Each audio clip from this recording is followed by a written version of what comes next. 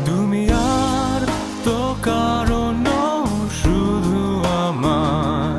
নতুন বছরের শুরুটা যেন তাহসানময়। বিয়ে নিয়ে আলোচনা সমালোচনার মধ্যেই হাজির হলেন বছরের প্রথম গান নিয়ে। এবার নববধূকে নিয়ে হানিমুনের উদ্দেশ্যে ঢাকা ছেড়েছেন জনপ্রিয় এই গায়ক ও অভিনেতা। সামাজিক মাধ্যমে শুভকামনার মধ্যে রয়েছে ভক্তদের নানান কৌতূহল। হানিমুনে কোথায় যাচ্ছেন তাহসান রোজা? আলো আলো আমি কখনো খুঁজে পাবো না।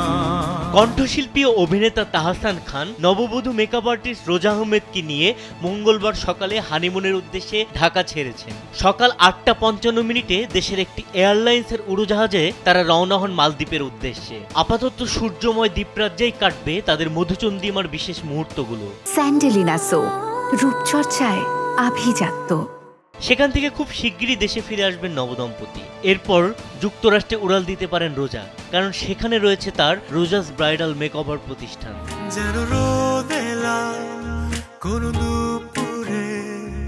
এদিকে সোমবার সন্ধ্যায় রাজধানীর একটি রেস্তোরাঁয় নিজের নতুন গান প্রকাশের অনুষ্ঠানে উপস্থিত ছিলেন তাহসান। বিয়ের পর প্রথম কোন অনুষ্ঠানে দেখা পাওয়া গেল তাহসানকে। স্বাভাবিকভাবেই আসে বিয়ের প্রসঙ্গ। বিয়ের পর অনুভূতি আর আমি সাধারণ মানুষ। যখন এখানে মানুষ দেখে মনে হবে যে আমি বিগ সেলিব্রিটি, তা আমার জীবনটা খুব সাধারণ। কিন্তু ভাইয়ের জন্য আসলে এটা তো চমক না, এটা জীবনের একটা অংশ, পার্সোনাল লাইফের খুবই ইম্পর্টেন্ট অংশ। আমি লুকিয়ে তো রাখবো না, যেহেতু আমি বিয়ে করেছি আমি সেটা জানাবো, জানানোর কথা ছিল, আমি জানিয়েছি।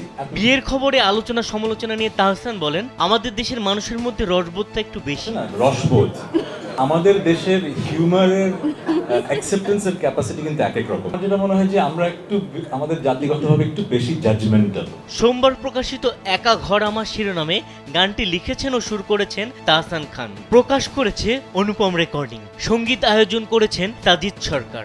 গান নিয়ে তাহসান বলেন, এই বছর রেজলিউশন করেছি অনেক বেশি গান করব, বাট এই রেজলিউশনটা এবার পূরণ হবে, কারণ অলরেডি 4টা গান হয়ে গেছে, 1-2 মাসের মধ্যেই আসবে। এই গান দিয়ে শুরু হলো একা ঘর আমার। তৌফিক মেজবা, কালবেলা।